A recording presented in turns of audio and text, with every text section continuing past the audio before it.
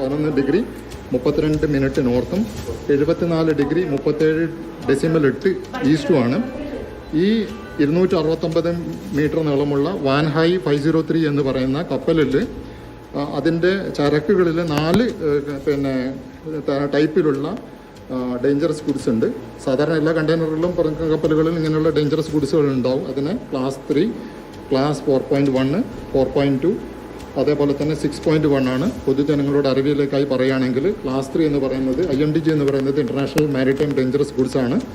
അതിൽ ക്ലാസ് 3 എന്ന് പറയുന്നത് തീ പിടിക്കാൻ സാധ്യതയുള്ള ദ്രാവകങ്ങളാണ്, അതായത് ഫ്ലെയിമബിൾ ലിക്വിഡാണ്.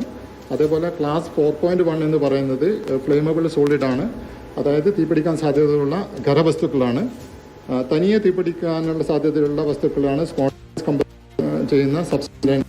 ക്ലാസ് 4.2 അപകടം ഉണ്ടാകുന്ന വിഷാംശമുള്ള സബ്സ്റ്റൻസിന് പൊതുവെ നമ്മൾ ടോക്സിക് സബ്സ്റ്റൻസ് എന്നാണ് പറയുക. അത് ക്ലാസ് 6 ആണ്. അപ്പം ക്ലാസ് 3 ഞാൻ പറഞ്ഞു, ക്ലാസ് 4.1 പറഞ്ഞു, 4.2 പറഞ്ഞു, അതുപോലെ ക്ലാസ് 6 പറഞ്ഞു.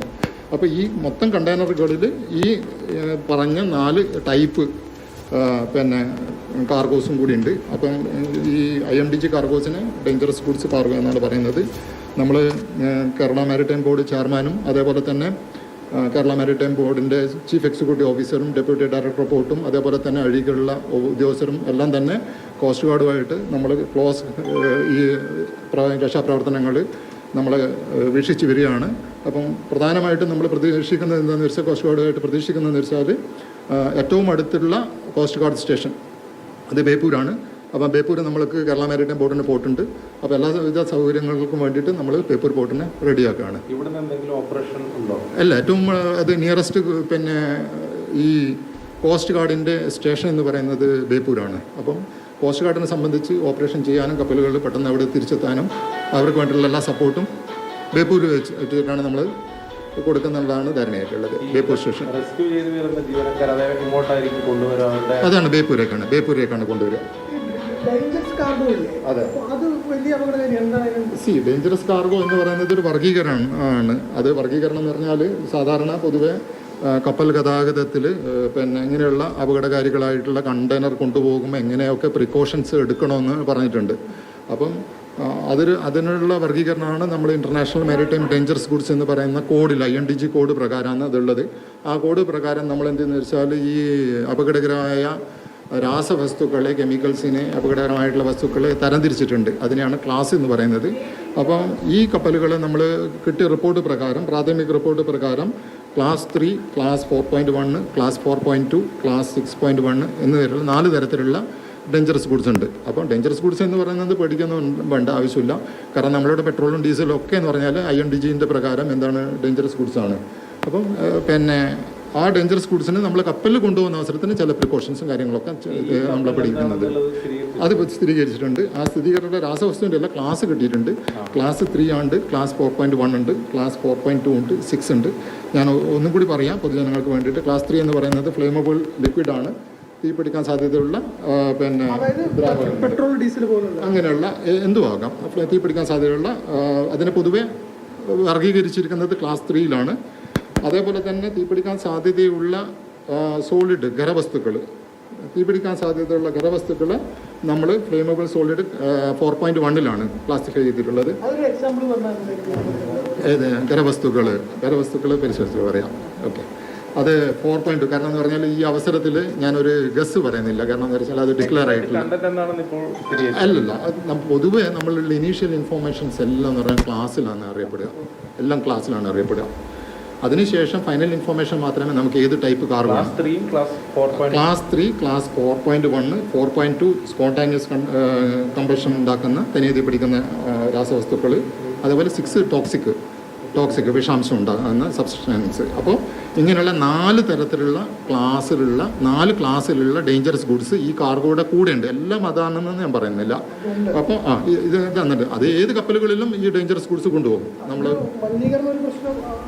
അല്ല, അതിനെ പറ്റിയിട്ടുള്ള വിവരങ്ങളൊക്കെ നമുക്ക് എന്താണെന്ന് പറഞ്ഞാൽ ഇപ്പോൾ ഒന്നും പറയാൻ പറ്റത്തില്ല. അത് മലിനീകരണം ഉള്ളതാണോ, കണ്ടെയ്നർ വെള്ളത്തിൽ പോകണോ, ഇതൊന്നും എനിക്കുള്ള ഇൻഫോർമേഷൻസ് ഇല്ല. കോസ്റ്റ് ഗാർഡ് ഇങ്ങനെയുള്ള അത് ഡെഡിക്കേറ്റഡ് ആയിട്ടുള്ള ഫോഴ്സാണ് നമ്മൾ കോസ്റ്റ് ഗാർഡ് എന്ന് പറയുന്നത്. അപ്പം കടലിലുള്ള രക്ഷാപ്രവർത്തനമാണ് അവരുടെ പ്രൈമറി ജോലി.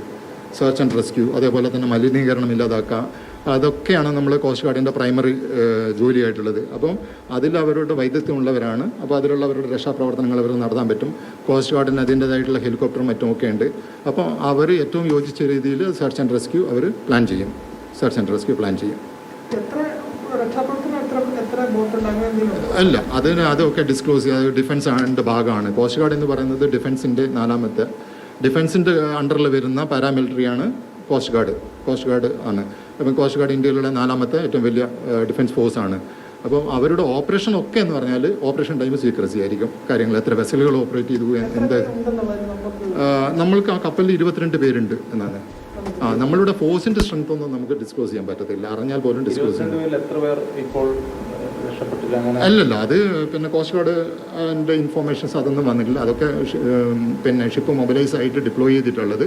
ആ വിവരങ്ങളൊക്കെ ആരംഭിച്ചു. അത് കോസ്റ്റ് ഗാർഡിൻ്റെ ഷിപ്പ് രാവിലെ തന്നെ പുറപ്പെട്ടിരുന്നു. അതെ, അതിന് ഏകദേശം 44 നോട്ടിക്കൽ മൈൽ എന്ന് പറയുന്ന 1.5 മണിക്കൂർ കൊണ്ട് എത്താൻ പറ്റും. 1.5 മണിക്കൂർ കൊണ്ട് ആ പൊസിഷനിൽ എത്താൻ പറ്റും ഷിപ്പുകൾക്ക്. ഓപ്പറേഷൻ ഗോയിങ് ഓൺ ആണ്. ഫർദർ ആയിട്ടുള്ള ഇൻഫോർമേഷൻസ്, കാരണം ഇതിപ്പം ഡിഫൻസ് ഏജൻസി ആയതുകൊണ്ട് അവരിൽ നിന്ന് കിട്ടിയതിന് ശേഷം മാത്രമേ നമുക്ക് പബ്ലിക് ഡൊമൈനിൽ കിട്ടും. നിർദ്ദേശങ്ങൾ അല്ലല്ല, കാരണം എന്ന് വെച്ചാൽ മാരിടൈം ബോർഡിന്റെ പിന്നെ നോഡൽ ഓഫീസറാണ് കോസ്റ്റൽ മാരിടൈം സെക്യൂരിറ്റി. ആ ഭാഗമായിട്ട് നമ്മൾ കോസ്റ്റ് ഗാർഡായിട്ട് ബന്ധപ്പെടുന്നുണ്ട്. ആ രീതിയിലുള്ള ബന്ധപ്പെട്ടിട്ടുണ്ട്. ആ ബന്ധപ്പെട്ട കാര്യങ്ങളൊക്കെ തന്നെ നമ്മൾ മേലധികാരികളെ അറിയിച്ചിട്ടുണ്ട്. അപ്പോൾ പൊതുജനങ്ങളുടെയും നിങ്ങളുടെ പത്രക്കാരുടെയും പൊതുജനങ്ങളുടെ അറിവിലേക്കായിട്ടാണ് നമ്മൾ ലളിതമായിട്ട് ഈ ക്ലാസ്സുകൾ IMDG ഒക്കെ പറഞ്ഞിട്ടുള്ളത്. ഇപ്പോൾ ഈ പറഞ്ഞ ഡേഞ്ചറസ് കാർഗോ അത് കടലിൽ വരുമ്പോൾ തീർച്ചയായിട്ടും അതൊരു അപകട സാധ്യതയില്ലേ? ഇതിപ്പോൾ IMDG കാർഗോ പിന്നെ കടലിലാണോ വന്നത്, അപ്പോൾ പിന്നെ എല്ലാ കപ്പലിൻ്റെ അല്ലല്ല, അതിനെപ്പറ്റി എനിക്ക് പറയാൻ പറ്റത്തില്ല. ഇതിപ്പോൾ എന്ന് വെച്ചാൽ ഇപ്പം ഫ്ലെയിമബിൾ ലിക്വിഡ് ആണെങ്കിൽ പിന്നെ അത് ഇൻടാക്റ്റ് ആണെങ്കിൽ അത് തീപിടിക്കുന്നത് എന്നാലേ പ്രശ്നം ഉണ്ടാവും. അപ്പോൾ ഓരോ രാസവസ്തുക്കൾക്കും ഓരോ അതിന് നമുക്കൊരു ഗസ് നമുക്ക് ഊഹിച്ചിട്ടൊന്നും പറയാൻ പറ്റത്തില്ല. കപ്പലിലൊരു അപകടം നടന്നു, അത് ശരിയാണ്. കോസ്റ്റ് ഗാർഡ് ഇതിൽ ഡിപ്ലോയ് ആയി. അപ്പോൾ 22 ക്രൂ ഉണ്ട്. ആ 22 ക്രൂവിനെ അവരെ രക്ഷപ്പെടുത്തും. അപ്പം പരമാവധി നമുക്ക് സാധ്യത എന്ന് വെച്ചാൽ നമ്മൾ ബേപ്പൂരിലേക്കാണ് അതിന് പിന്നെ രക്ഷാപ്രവർത്തനം കഴിഞ്ഞിട്ട് കൊണ്ടുവരിക. പിന്നെ കോസ്റ്റ് ഗാർഡിന് അവിടെ എന്തെങ്കിലും വേറെ പിന്നെ അസിസ്റ്റൻസ് വെസലിന് വേണമെങ്കിൽ ആ രീതിയിലുള്ള അസിസ്റ്റൻസ് കോസ്റ്റ് ഗാർഡ് കൊടുക്കും. അതിൽ കോസ്റ്റ് ഗാർഡ് പിന്നെ ഡെഡിക്കേറ്റഡ് ആണ്. അവർക്ക് അതിനുള്ള അസറ്റ് ഉണ്ട്, അവർക്ക് അതിനുള്ള കഴിവുണ്ട്. അപ്പോൾ അതുകൊണ്ട് ഇപ്പോൾ ഏതായാലും തീപിടുത്ത സാധ്യതയുള്ള സോളിഡും ലിക്വിഡും ഗ്യാസും ഉണ്ട്. അല്ല, തീ പിടിക്കാൻ സാധ്യതയുള്ള എന്ന് പറഞ്ഞാൽ അങ്ങനെയല്ല അത് പറഞ്ഞത്. ഈ കപ്പലിനകത്ത് 4 വിധത്തിലുള്ള ക്ലാസ് കാർഗോ ഉണ്ട് എന്നാണ് അവരുള്ളത്. ഈ കപ്പലിനകത്ത് 4 വിധത്തിലുള്ള ഡേഞ്ചറസ് ഗുഡ്സുള്ള കാർഗോ ഉണ്ട്, അതേപോലെ തന്നെ മറ്റു കാർഗോ ഉണ്ട്. അതാണുള്ളത്. ഡേഞ്ചറസ് ആയിട്ടുള്ള 4 ക്ലാസ്സിലുള്ള 4 ക്ലാസ്സിലുള്ള ഡേഞ്ചറസ് ഗുഡ്സ് അതിനകത്തുണ്ട്. അത് പിന്നെ എല്ലാ ഷിപ്പുകളിലും ഡേഞ്ചറസ് ഗുഡ്സ് പൊതുവെ ഉണ്ടാവും, പൊതുവെ പരമാവധി ഉണ്ടാവും. അപ്പോൾ ഇതിനകത്ത് അല്ലല്ല, അതിനെ പറ്റിയുള്ള ഓൺ സൈറ്റ് മാത്രമേ പറയാൻ പറ്റൂ. അതായത് നമ്മളിപ്പം കരയിലിരുന്ന് നിന്നുകൊണ്ട് ആ കപ്പലിന് എന്ത് സംഭവിച്ചു, എത്ര കണ്ടെയ്നർ വെള്ളത്തിൽ വീണു, അല്ല കരയിലാണോ, ഇങ്ങനെയുള്ള നമുക്കുള്ള അസംഷനൊന്നും മുൻധാരണകളൊന്നും വെച്ച് നമുക്ക് സംസാരിക്കാൻ പറ്റത്തില്ല. ഈ വിവരങ്ങൾ നമുക്ക് കോസ്റ്റ് ഗാർഡിൽ നിന്ന് ലഭ്യമായ രീതിയിൽ നമുക്ക് പിന്നെ പൊതുജനങ്ങളെയും പത്രക്കാരെയും അറിയിക്കാം.